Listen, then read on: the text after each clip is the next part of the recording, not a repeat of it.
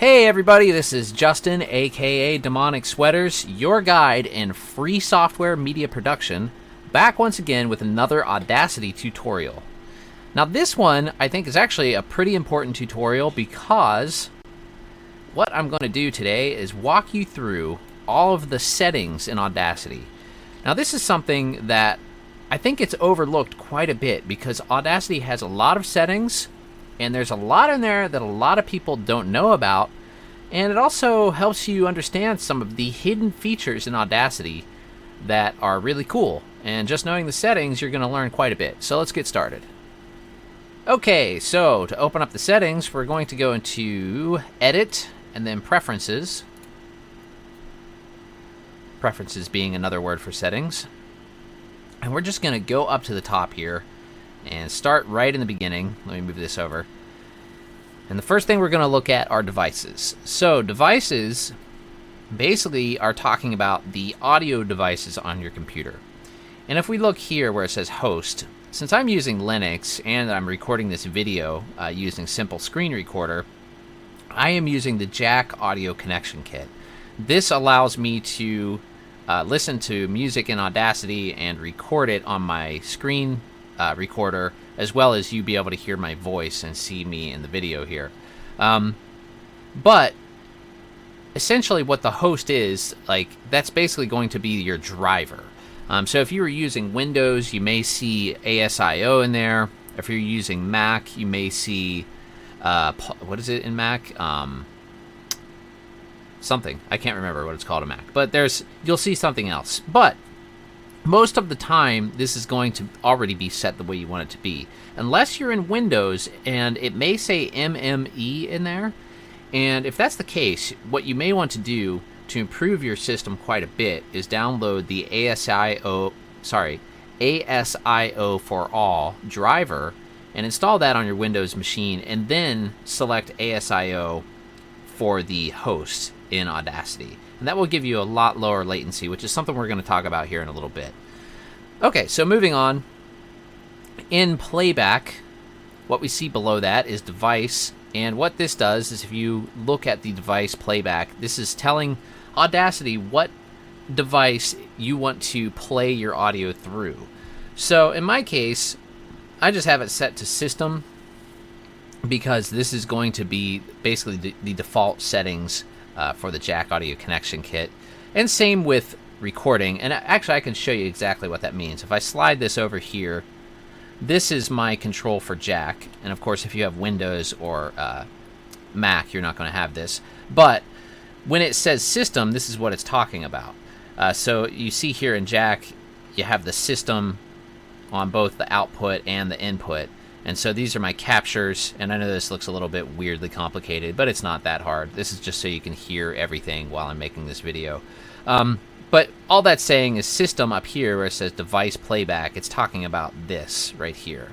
So these two output channels, playback 1 and playback 2, is what that system means. Now, this section right here in recording, it's the same thing. So you would select your recording device. And for channels, you see how mine is set to mono right now? This usually is going to be how you want it to be if you're recording just your voice in Audacity, because you want just a mono recording. But if you, say you were plugging in like a turntable or something like that to record some records into Audacity, then you would want to set this to stereo. Or if you were, say you were recording a band and you wanted to do multiple inputs at once, since my audio interface has 4 inputs, you can also select that here and set that to 4, and then you could get 4 inputs going all at once in Audacity. But right now I'm just going to leave it set to mono, and I'm actually not going to change anything through this video. I'm just showing you what it all does. So hopefully you understood all of that, what the devices section means, and let's go ahead and move on to playback. Okay, so here's a little trick, or a couple little tricks, that you probably didn't know, or maybe you didn't know. Some of you might have known these things, but it took me, actually, one of these I just learned today, and I'll show you that here in a little bit, and that's that cut preview thing. But, so the length of preview, this is actually a pretty important thing. You notice how mine says 15. Yours probably says 5 or 3 or something pretty low. Now, what that is, I always set mine higher to 15 because, let me just give you a little example here. Okay, so you're going to see why changing that preview time is actually pretty important. So what we're going to do is we're going to select this whole audio track here, and then we're going to go into effect, and let's select an effect like echo or something like that.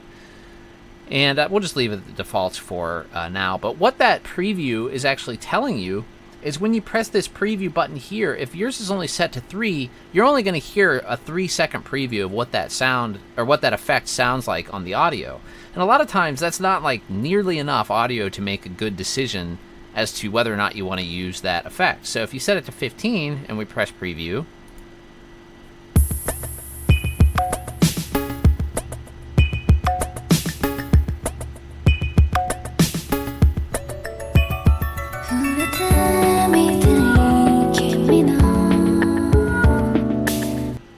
it'll give you a full 15 seconds of audio to listen to make your decision whether or not you want to use that effect on there or not. Or if you already made your choice, you can just hit, go back here in a preview and just hit stop whenever you're ready to stop it. So that one's a really important thing. And there's a couple other really important items in that menu as well. So let's go back into the preferences. Now, this next one, cut preview. This is the one I didn't even know what this did until like researching this video. But this is actually really cool. Preview before cut region. So, if you are going to cut a little bit of audio out of your file in Audacity, and you want to hear what that will sound like, what the cut will sound like before you actually make the cut, you can actually do that using this cut preview feature. So I'm just going to go ahead and leave the top one at 2 seconds, and then I'm going to change this bottom one to 2 seconds as well. And what this is going to do is when we use cut preview to see what our cut that we are thinking about making will sound like before we actually cut it, it will play 2 seconds before the proposed cut, and it'll play 2 seconds afterwards, or 1 second if you left it at 1 second. But let's go ahead and click OK, and I'll show you what I mean. So let's play back a little section of audio. Let me zoom in a little bit here. And rewind just a little bit. I want to get to that quieter section. And let's go ahead and play. Let's play this section.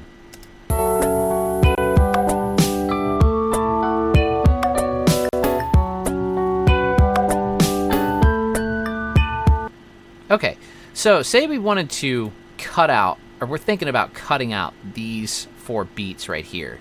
If we want to hear what that will sound like without actually doing it, all we have to do is highlight that area, then press the letter C on our keyboard, and listen what it'll do.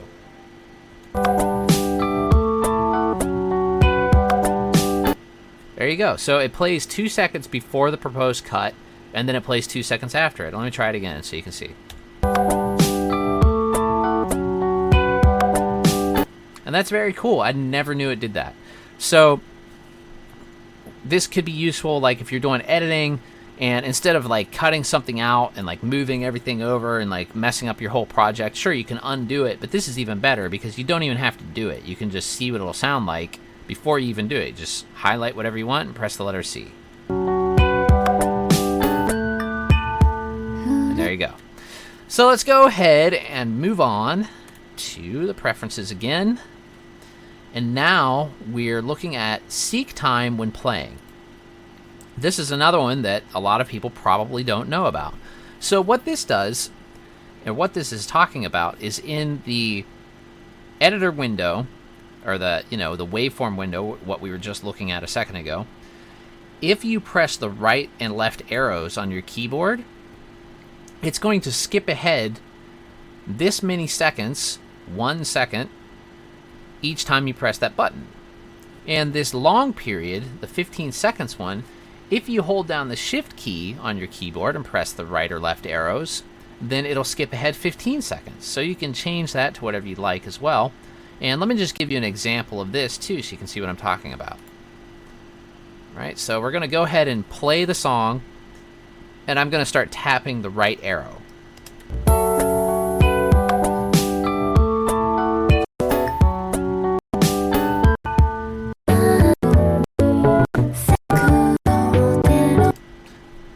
So what this does is it's just a way to advance through the song. Like while you're editing, you want to jump ahead, you just press the right arrow. But if you wanted to jump ahead even further, you'll hold down Shift and press the right arrow like this.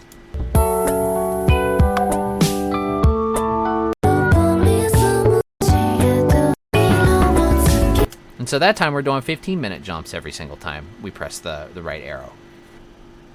Okay, let's go ahead and move on. And let's go back into our preferences, settings, aka settings. And we're going to go ahead and click on recording. Alright, let me move this over a bit.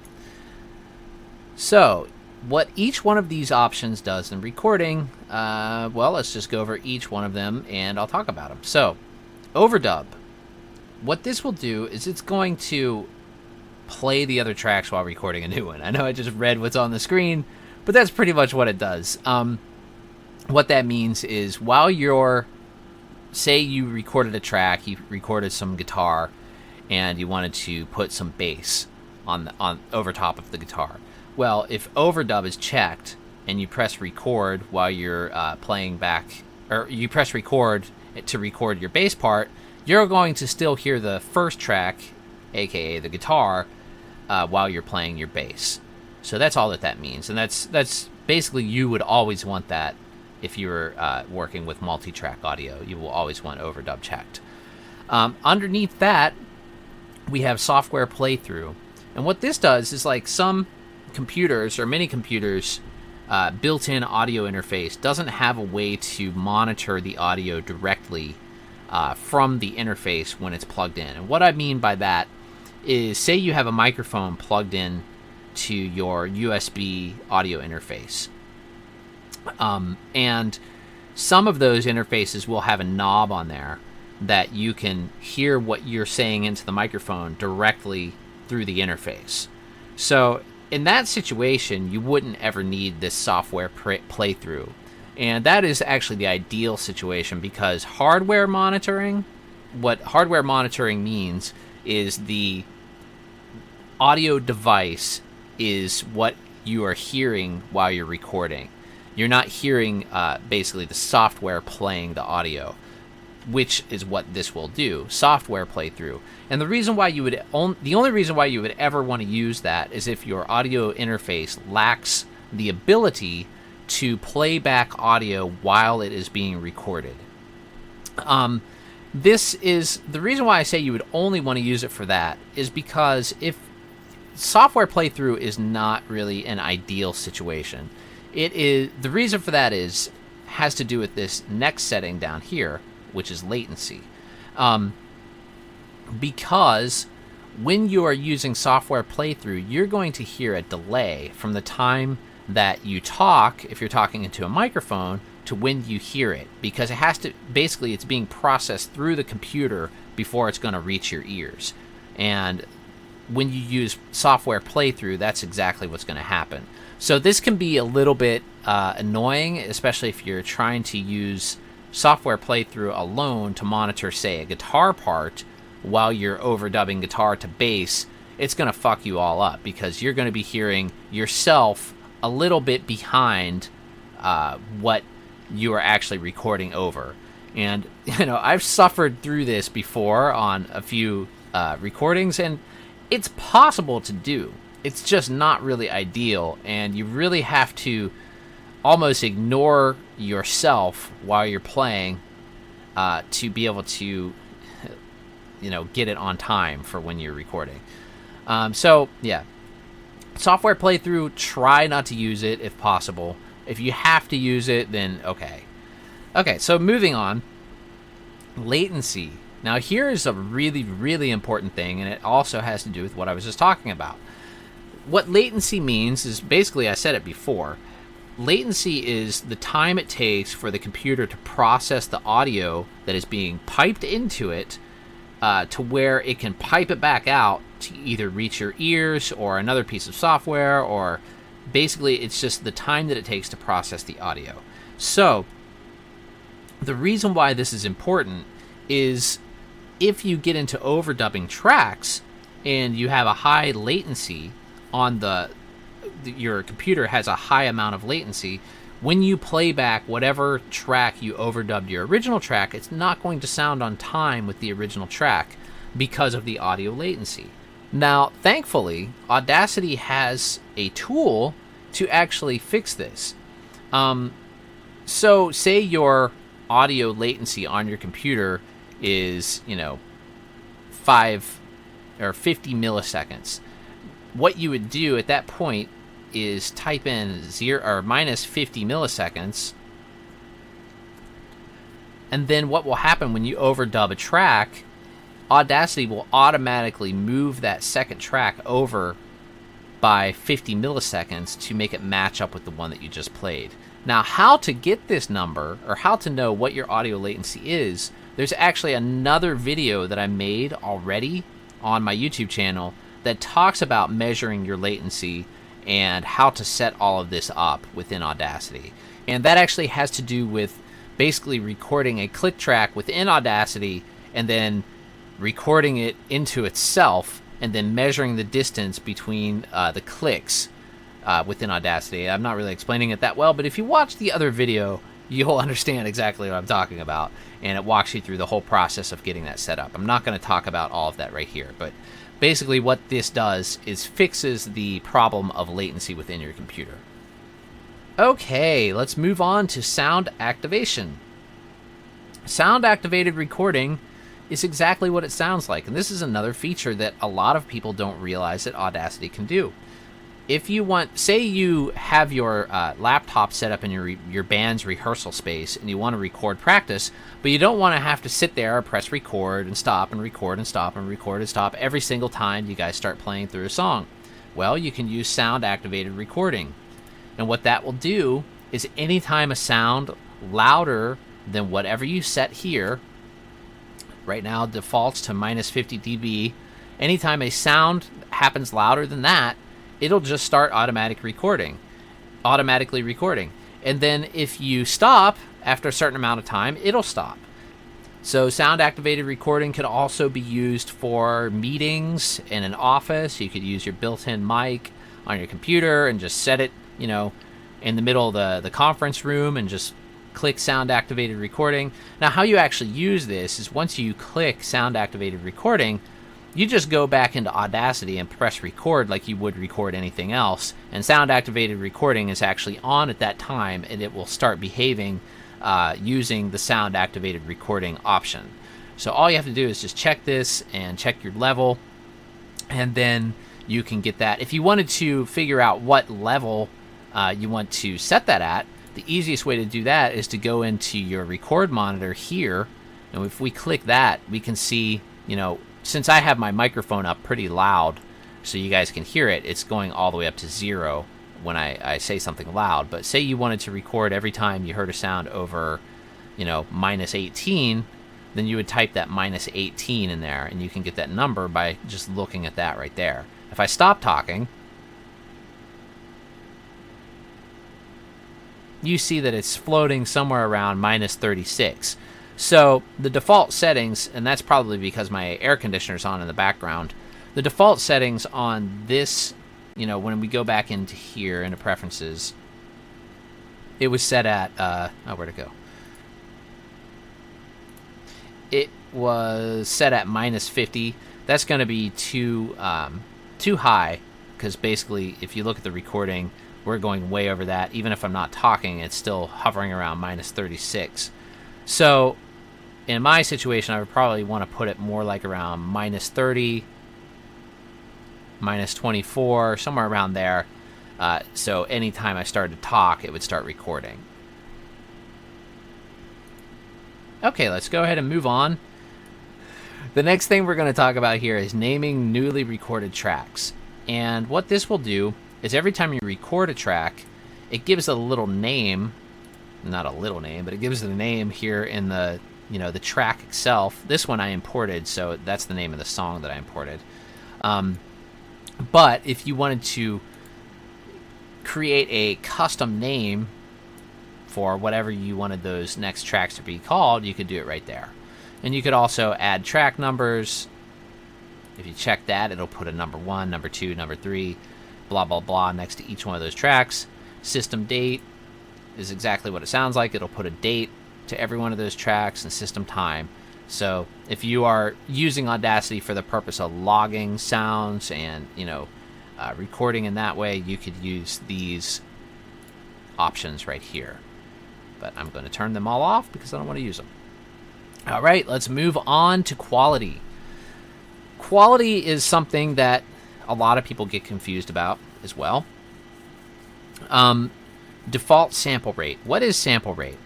Sample rate is the easiest way to understand sample rate is human beings can hear to frequency range wise, we can hear up to about 22,500 hertz. And if you notice, that is half of the amount of the sample rate. And the reason for that is the way that computers process audio. In order for us to be able to hear what it is recording, it has to sample audio at twice the rate that it's going to be heard. And there's scientific reasons for that I'm not going to get into, but the easiest way to understand this is that human beings can hear up to 22,500 hertz, and the reason why 44100 hertz is chosen as the default sample rate and why CDs record at this rate is that's as high as human beings can hear. Now, some people will say that you should be up to, 192 and like all these ridiculously high frequency ranges. And I'm going to tell you right now, there's absolutely no reason to do that. Because for one, human beings cannot hear that loud. Or not loud, but those high of frequencies. Number two is when you record in, say, 192 hertz, there is actually a high frequency distortion that happens. So not only will it be outside of our range of hearing, you are actually creating a high frequency distortion by recording at a higher sample rate. Now, I'm not sure if that's true when you get down to 96,000, 88,200, 48,000. That may not be the case, but I do know, and it's right in the Audacity documentation that talks about this, and I can read exactly what it says. Let me get back in here. Quality.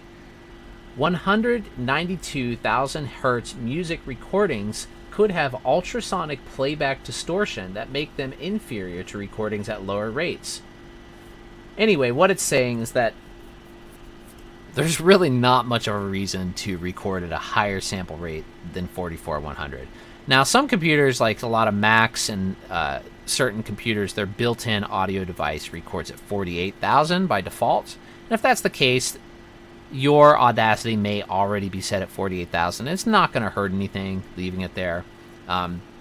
This interface that I have that I'm using right now to record, it records at a maximum of 44.1. So that's where mine is going to stay. Moving on, the default sample format, this basically the default Audacity selects 32-bit float. And this is going to be the highest quality, and you almost would never want to change that. Okay, let's move on to sample rate converter. If you're recording just within Audacity and you're recording every single track at 32-bit float, sample rate converter is going to do nothing. What that setting is actually for is, say you recorded a track at 32-bit float and you imported a track that was recorded in 16-bit. What this real-time conversion is talking about is how high of a quality converter it's using to convert that 16-bit file to play it back at 32-bit float. This has nothing to do with the quality of how it's being recorded. This is how you're hearing it when you're playing it back, because it says real-time conversion. So this I would leave at medium quality. If you are having problems, like say you're recording a big song in Audacity with some imported loops and things like that, and you're starting to get some glitches in audio, you can actually change this down to lower quality, and it's going to make it a little bit faster. So you could do that to give yourself a little bit of a speed increase as far as processing power in Audacity. Now, dither, this is another option that has to do with this. And what that means, dither is basically it's a noise that gets added. Say you have a 16-bit sound and you're converting it to 8-bit. When you do that, you're going to get some noise as a result of converting that sound. And so dither, what dither does is it actually creates another noise and adds it to the sound, but the noise that it creates cancels out the noise that was created from the conversion. So dither is actually, it's a good noise, but it's not something that you would use here very often. Only if you were, I mean, I can't even think of a single reason why you would ever need that in the real-time conversion. If you were working like with scientific recordings or something like that, then maybe you may need this. Like if you're monitoring of your sound, it's very important to have the highest quality, real-time conversion. Then you may want to use some dithering. But other than that, I would just leave that set at none always. There's like no reason really you would ever want to do that. Okay, so high quality conversion. This really could have, these things both could have been worded a little bit differently to help people understand them. But high quality conversion, this is the one that counts, because this is the one that when you are saving a track or a song within Audacity, or you're exporting, say you recorded something in 32-bit float, and you're exporting it to a 16-bit wave, now that is what is going to be saved as that song. So in this case, we do want to use the highest quality, and we do want to use a dither. And by default, it already should have best quality and shaped dither in there. So unless you're having some weird audio, quality differences from what you hear within Audacity to what actually gets mixed down, you probably won't want to change that from the defaults. But that's what that means. So this is the highest quality as far as exporting out of Audacity to your saved file, and the dither is that's that added noise that I was talking about before that gets added into the recording to basically cancel out the noise that is happening because of the sample rate conversion. And this also has to do a lot with audio in computers, how digital audio is created and stored in general, which also has to do with the sample rates and all of that stuff that I was talking about before. At some point, I want to do a really technical video on all of that stuff, but it gets pretty complicated, and right now I just don't have the research, or haven't done enough research to be able to express it in a way that I think people would really be able to understand it and it would be helpful. But for now, let's just go with that. So let's go ahead and move on, and we'll get into interface. And what this is meaning, some people get confused when they see interface. They think that they're talking about the interface, like your audio interface, like your USB audio interface. This is not what this is talking about. This is talking about the software interface, like your buttons, all of this stuff.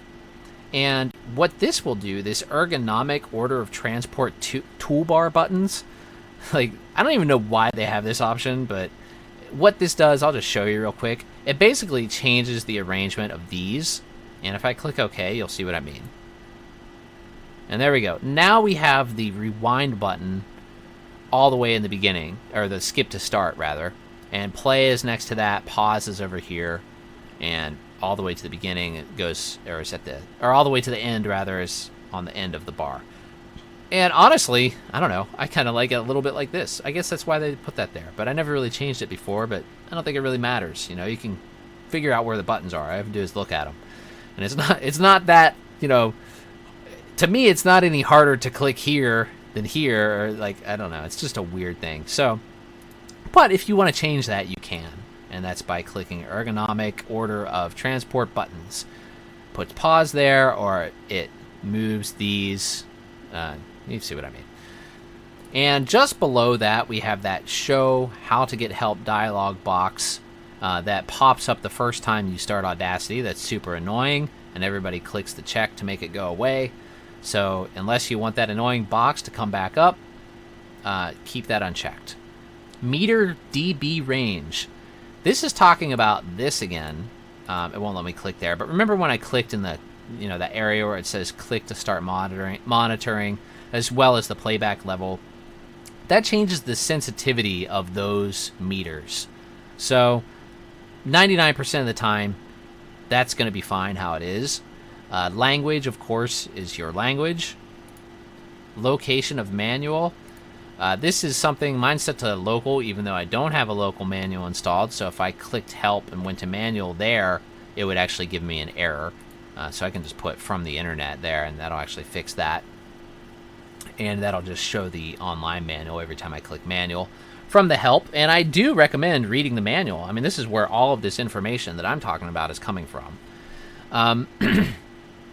Beep on completion of longer activities. Now, what this means, if you, say if you're sight impaired and you're processing something that is going to take over 1 minute to process, you know, you have that, where's my camera? You have that progress bar that's going by, and if it's over 1 minute, or even if you aren't sight impaired and you just walked away from your computer and you want to know when it's done, if you have beep on completion of longer activities, it'll beep.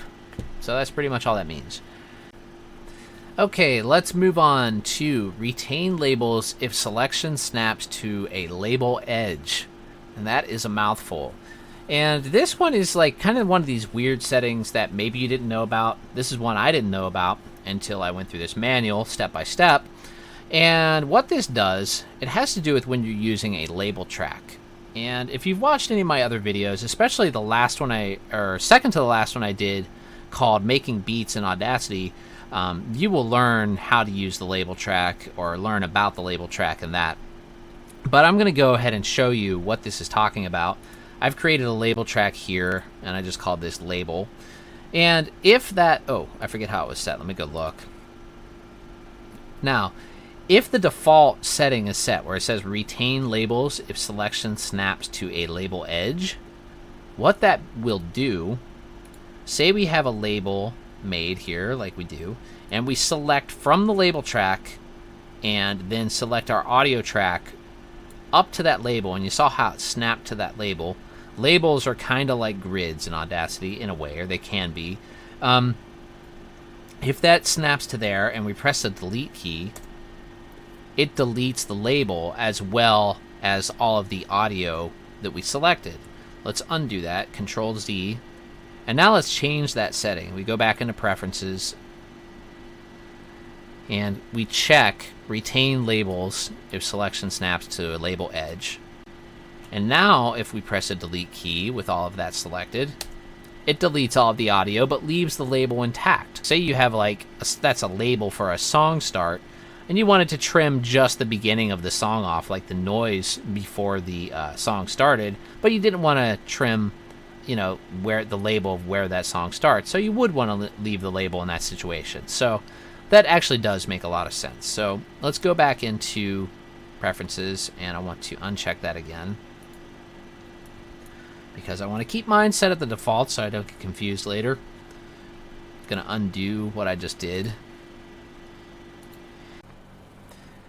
Okay, so under Tracks and under Display, the first thing you're going to see is this option that says Pinned Recording Playback Head. Now, this option, at least in this version, which I forgot to tell you which one I was using, if we go to About Audacity, I have 2.1.3, which is the most current version, most current stable version, rather, in September of 2017 when I'm recording this video. So, but what I was saying before I got off track there, pinned playback in the preferences, I don't know if this is something that is being phased out, at least in the preferences, because it no longer works if you select it there. And I'll show you what this does here in a second. But it should be doing something different already, but it's not. What that is supposed to do, if we go here to transport, and you see you have an option to check it there. So I think that in the preferences is no longer active, and they just forgot to remove it from the menu. But it is here now. So if we go to transport and then pinned recording playback head, and let's press play, and you'll see what it does.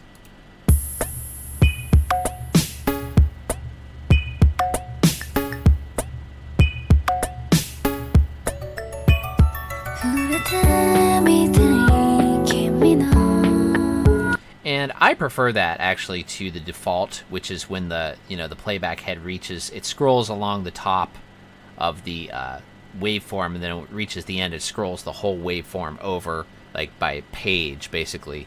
And that can be a little annoying sometimes. So it's nice to have this option. There's actually a shortcut for it as well.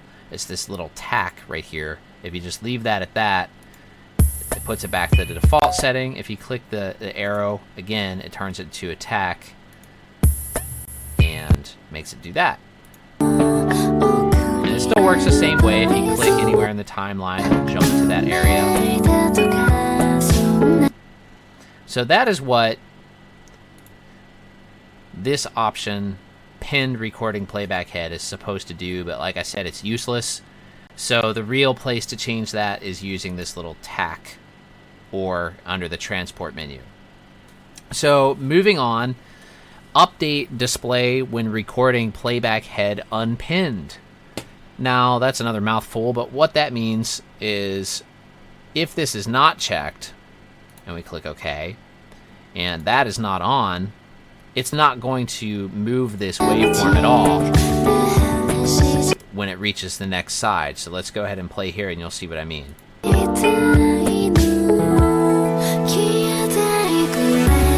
So now the playhead's just off screen, and most of the time you would never want that. And there may be some situation where you're going to need it, so the option is there. But most of the time you would never want it, and you just leave that checked.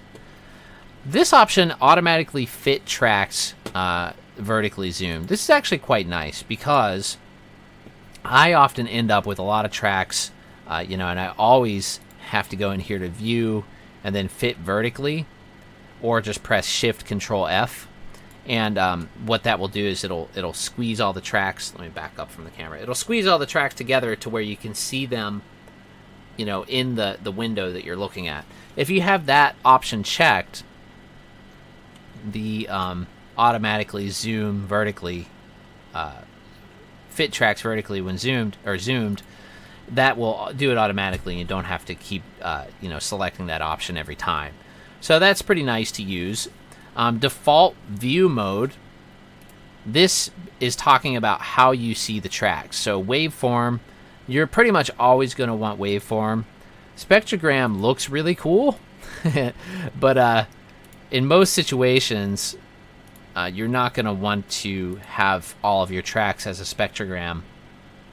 And of course, that didn't change it when I just updated the settings. I had to go here. You'll notice I had to go here and select it in here as well, which you can do at any time anyways. So there's the only thing that'll check that'll change if you change it in the settings is when you import a new track, it'll show it by default as a spectrogram rather than as a waveform.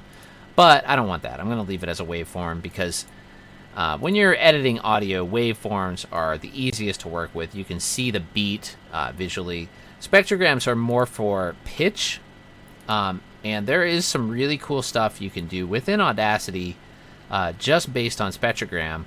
But that's not really what I'm going to talk about today, but I can show you very quickly some things you can do using the spectrogram. If we went into, where is it? Spectrogram settings. And we check this box where it says enable spectral selection. Now you actually have an option here to select by frequency rather than by time. Now this is very interesting, and you can actually do some pretty cool stuff in Audacity for noise removal using this, because there's certain plugins and effects that, well, they're somewhere in this giant menu. I'm not going to look for them right now. But there's certain plugins that will work based on this frequency selection technique if you're using the spectral view within your track in Audacity. But that is a totally other video, and I'm not going to get into that right now. But I wanted to let you know that that is a very cool thing in Audacity that a lot of people don't know about, and it's very neat. So switch back to waveform view. Let's go into preferences again. And we're moving on to default audio track name. This is very similar. I think it was in the record, or where was that?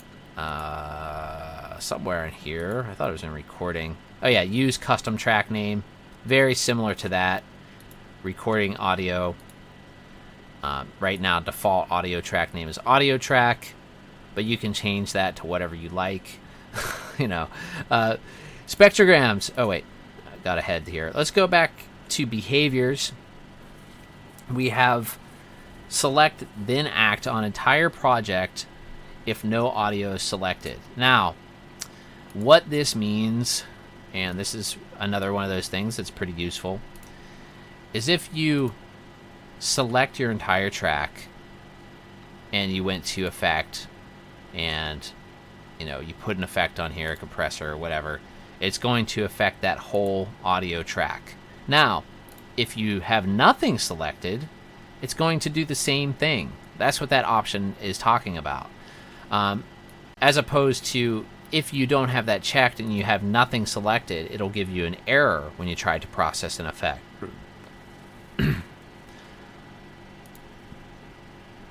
As opposed to if you have nothing selected and you don't have that option enabled, then when you try to process an effect with nothing selected, it will do nothing, or it'll give you an error.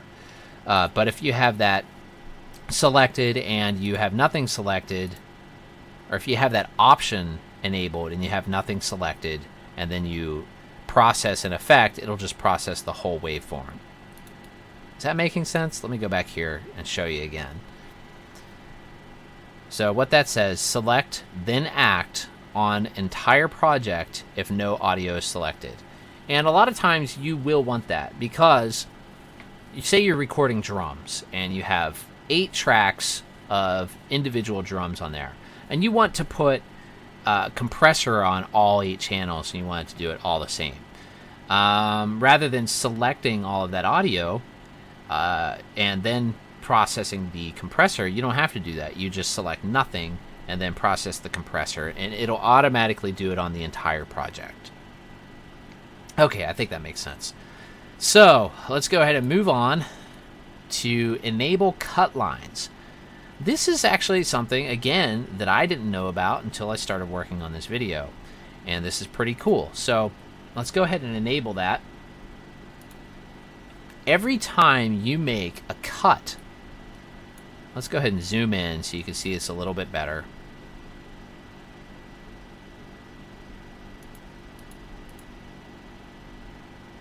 Let's go ahead and cut this beat out of here. Now, you see that line?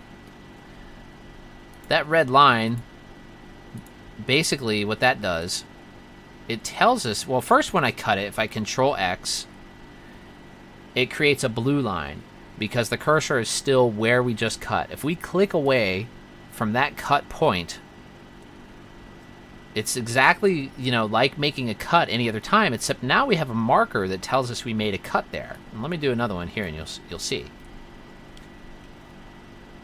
So 2 cuts, and now we have 2 cut lines. So these are actually very useful in my opinion.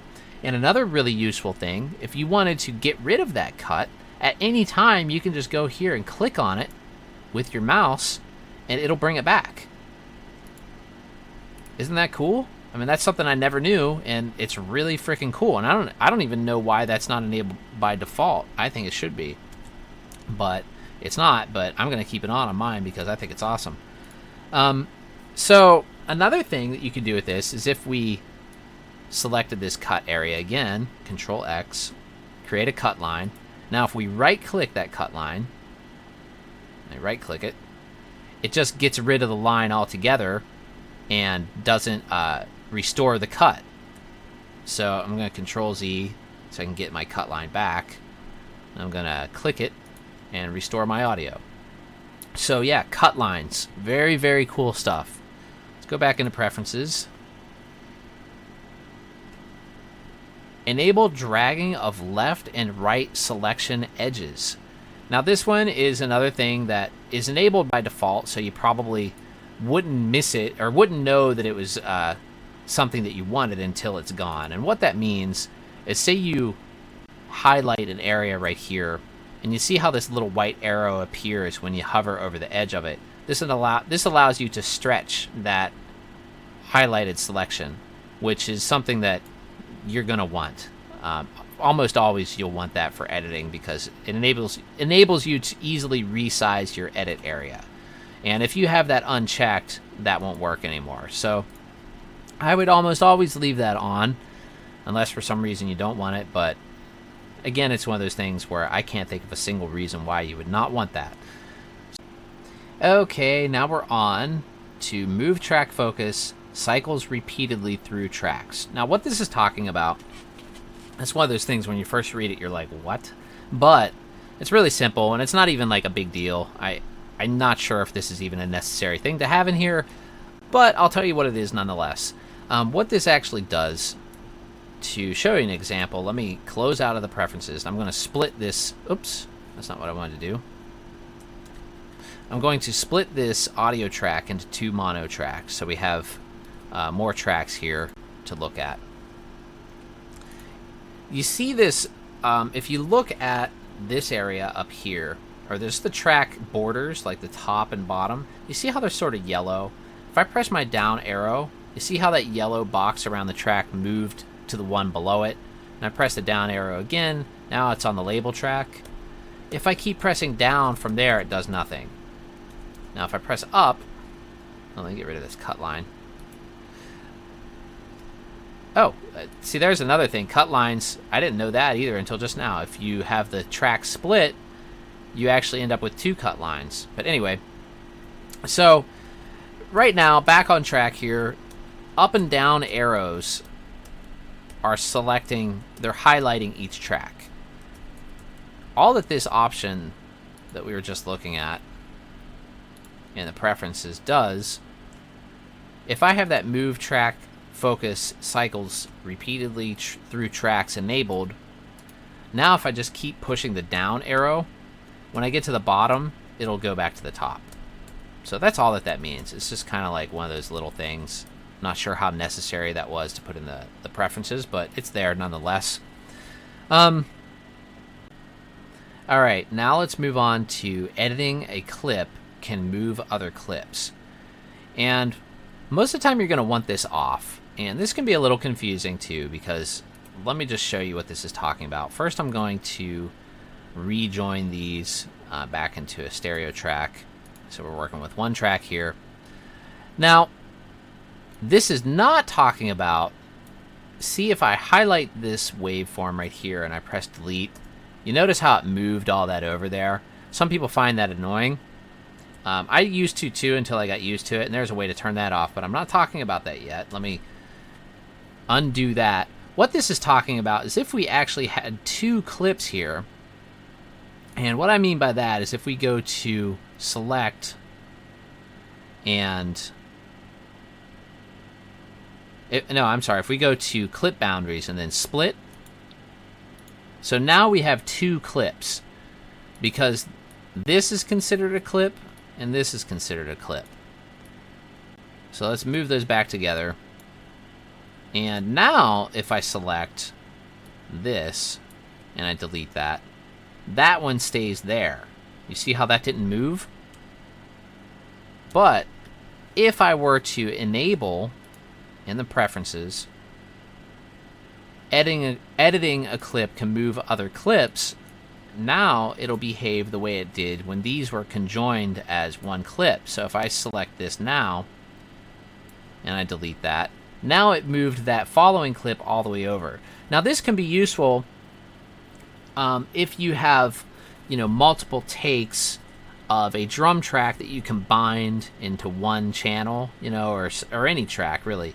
So, but maybe you had like a clip from here and a clip from there, and you have them all on the same channel in Audacity, and you want to delete some of that. You don't want to have to go through the entire thing, and move everything over afterwards. What you could do is you could enable that, so any clips you have following the clip that you made the edit on, and you want it to, compress and move over to, kind of compensate from what you cut out of there, then you can do that with that option. So let me undo all of that and give us 1 solid audio file again. Go back into preferences. Alrighty, now we are at type to create a label. Now what this is, if we go in here and we look at our label track that we created earlier, if that label track is highlighted, like with the label or with the yellow borders on top and bottom, remember the up and down arrows that we were talking about a little while ago, if you have the yellow around the label, all you have to do is start typing, anything, and it will automatically create a label wherever the cursor is and wherever you started to type. So if we start typing over here, or here, you don't have to press Control B or add label or anything like that. You can just start typing as long as the label track is selected. It's basically the same thing as if you Control B, I just did right there, and it creates a blank label. Or you can just type. And that's all that's talking about. So it's a nice feature. You can leave it on there. I don't think you'd ever want to turn that off. Okay, now let's take a look at Enable Scrolling Left of 0. This is one that could be useful. And what this does is if we rewind to the beginning and say we wanted to scroll over even further. Oops. Sorry. We can. So basically what that will do is now we have these negative numbers before our scroll, or before our 0 point starts. So that could be useful if you're using the pinned playhead. If we rewind, go back to the beginning.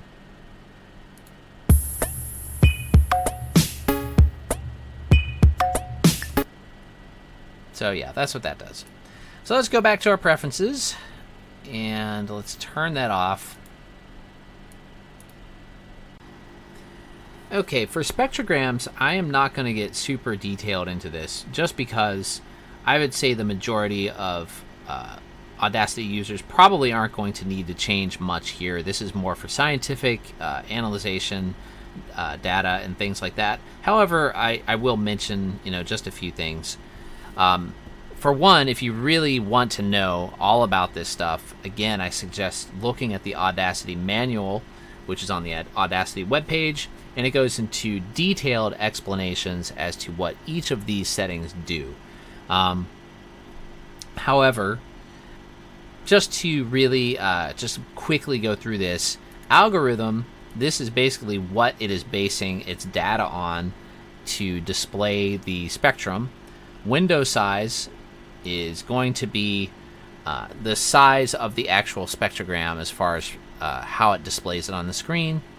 Window type, these basically are different types of ways that spectrograms can be created and displayed, and they all look fairly different. If you're curious, you can just play around with those and take a look at them. They all look pretty cool. That is the one thing about the spectrograms. If you don't know much about them, they at least look really cool, and they're fun to play with. Zero padding factor, what is this? Larger values give finer interpolation of the colors along the vertical axis at the expense of more computation time. Does not affect the time versus frequency resolution trade-off, has no effect in pitch view. So there you go. So yeah, I'm not going to spend too much time on those. Let's just go ahead and move on to import and export. Okie dokie. Now it's time to talk about import and export. Import and export. Okay, so first off, we have right up here, when importing audio files, make a copy of uncompressed audio files before editing, safer, or read uncompressed audio files directly from the original, faster. And this is a option, or you have to choose one or the other, that's what I'm trying to say. And make a copy of uncompressed audio files before editing. You're almost always going to want this, because if you have read uncompressed audio files directly from the original faster option, what that will do is, like, basically if you record a WAV file, or you import a WAV file rather, it's going, any edit that you make, it's going to perform those edits directly on the original file, which is kind of a destructive way to work. And if you screw up, then you're going to be screwing up your original file. So I would not ever do that. I would always make a copy of uncompressed audio files before editing, safer option. Below that, we have normalize all tracks in project, and this could be useful if you want kind of everything on the same audio or amplitude level before you start to edit. And so if you want that, then you can go ahead and check that option. And all that does is it uses the same normalize plugin that works in Audacity in the effects option, and it just performs it automatically on every track when you import them. Okay, so when exporting tracks to an audio file, this basically are your options for exporting. So always mix all tracks down to a stereo or mono channels. That is the default, and that's going to be most of the time what you're going to want. If you want a stereo file to listen to on your average audio player in a computer, you're going to want to keep it as that. Use custom mix. Now that's if you're doing surround sound or quad sound or something like that. You can select that option and set up those. When you go to export the file, it'll ask you how you want to do it. Show metadata tags editor prior to export step. What this does is basically, you've probably seen this already. When you go to export your song, it asks you to put in like the song title and all of that stuff in there, and it will just include that metadata in the song when it exports it. When exporting a track to Allegro file, represent times, durations in seconds, represent times, durations in beats. Now, what Allegro is, it's basically another piece of software that works with MIDI files and turns them into a note track or something like that. I've never actually used it. But unless you're using Allegro, you're never going to need to really use this option. And I do believe there was something I missed. Let me go back here. What was it? I think it was in tracks. Oh, right. It was the show audio tracks track name as overlay. And I wanted to show you that because what that does, let's click OK, it gives you the audio track name up here in the actual track itself. So that can be useful if you have long track names. For example, if we go to name,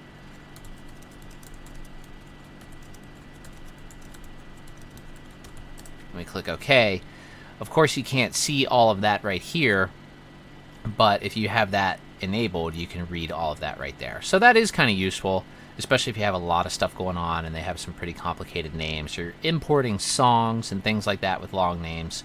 Then it's easier to tell which one you're working on if you have that on. So let's go back into preferences again. And we're going to move past the import export. And we went over this already, right? Yeah, we did. So now we're going to go to extended import. Now, if you happen to have some file that has a weird extension and you want to be able to import those like M4A, this may or may not work, but you could try to import them as WAV, AIF, or other uncompressed file types first, but that isn't going to work for an M4A, obviously, because that is a compressed audio file. So your best bet in this is to try FFmpeg compatible files. Mine, I think I added these. I think yours probably will have nothing in all of this, and 99% of the time you're not going to need anything here. This is just if you were having trouble importing a certain file with a weird extension and you wanted to try to get it to work. This is what you would use. So let's go ahead and move on to projects. When saving a project that depends on other audio files, its default is ask user. And what that means is if you have like a bunch of different files that you imported from all over your hard drive, one from your music folder, one from, an external hard drive or anything like that, when you save the file, it'll ask you if you want to save all of those into a project, if it's set to ask user, or you can just select always copy all audio into project or do not copy any audio. Always copy audio, that's pretty much what you're going to want most of the time. That way it'll basically it'll create a self-contained file or folder with all of your data in it, and then anytime you go, like if you were to copy that Audacity project to another hard drive or something like that, then all of that audio will be there. Directories. This is your temp directory, and there's usually going to be no reason to change this unless you, I don't know, just wanted to for some reason. And these are the warnings. Importing uncompressed audio files. I have that one unchecked because I import a lot of MP3s and things like that, and I don't need a warning every time I do that. These are other things too. You can uncheck any of these that you like if you just don't want the warnings. Save. They're all pretty self-explanatory. Saving projects, saving empty project, low on disk space. That would be a good one to keep on. Mixing down to mono during export, mixing down to stereo during export, mixing down on export custom FFmpeg or external program, and importing uncompressed audio files. Now let's move on to the effects section. In here, these are just all of the type of effects that you are telling Audacity that you want to use. So I have all of mine checked. I have LAD SPA, LV2, Nyquist, Vamp. I've never seen a Vamp effect. They must exist, or the option would be there, but I don't really know what they are. VST, of course, the most common type of effect. And these, are basically effects that you're going to be adding into your system afterwards. And if you try to add a VST effect and you don't have this checked, it won't work. But they should all be checked by default. And then effect options. Effect menus are sorted by effect name, or you could do by publisher and effect name, sorted by type and effect name. That's usually a good one, but sometimes, like for example, I think on my system, a lot of these, it isn't going to know what these types are for some of them, so they're just going to be all in there by a bunch of numbers anyways, because there's just so many. So you could change that though if you want to mess with that and just see how your plugins are ordered. I'm going to go back to effect name. Maybe I can try group by type. We'll see how that works. Okay, then we go into keyboard. And these are all of our keyboard shortcuts. So if you just highlight any one of these, you'll see what the shortcut is for it. And the shortcut's listed down here. So save project, Control S. Some of these don't have shortcuts, and if they don't, you can create one if you like. Import audio, blah, blah, blah. You get the idea. And same thing with mouse. These are the mouse bindings. You're generally not going to want to change these unless you just want to completely change the way Audacity behaves. So I would just leave most of these alone, but if you want to change them, you can. I think you can change them, or maybe you can't. No, it looks like you can't. So, sorry. It just shows you what they are. So if you want to know what they are, then you can just come in here into mouse and look at them. Okay, so now let's move on to modules. Modules is something that I've actually never used, and there's not a lot of them out there. However, there is one that sounds pretty interesting, which is called the Nyquist Workbench. And what Nyquist is, if we remember going back to our effects section here, we had Nyquist as a plugin type that we can select. What Nyquist is basically a plugin language. It's a language supposedly easy. I've never actually used it, but a language that's easy to use to create plugins for Audacity. And there is a module for Audacity called Nyquist Workbench. And supposedly what this is, and again, I've never used this, but supposedly what this is, it's a way to create Nyquist plugins with this module, and it's kind of like a graphic or GUI interface for creating Nyquist plugins. So if you have an interest in that, you can actually find the download link to that in the Audacity manual. I may try that at some point. Maybe it's something that's cool, and if I can do anything with it, maybe I'll make a video on it. But for now, I'm just going to tell you it's there, and if you want to go play with it, go ahead. And if you get anything cool out of it, let me know. I'd love to hear. And that is pretty much all. We went through every single setting in the preferences menu in Audacity. So hopefully you found this educational and it helped you out in learning some things. I know I learned quite a bit, actually, just making this video. There are a lot of settings in Audacity. Audacity continues to be a very powerful program. that does many things, and it's just really cool. People that make this software and that donate their time and put together all this documentation, and just the community behind Audacity is very impressive. It is just a really cool thing that's available for free, and I'm glad to make these videos to help you guys out. So again, my name is Justin, aka Demonic Sweaters, your guide in free software for media. And if you have any questions or comments, feel free to leave them below, and be sure to subscribe to my channel, and check out my Patreon page if you get a chance. It's just patreon.com/demonicsweaters. I do have some exclusive content in there, as well as there will be a full Audacity course for recording your band on a shoestring budget that will be coming out here in the next few months. So go ahead and check that out if you get a chance, and thanks for watching, and I'll see you next time.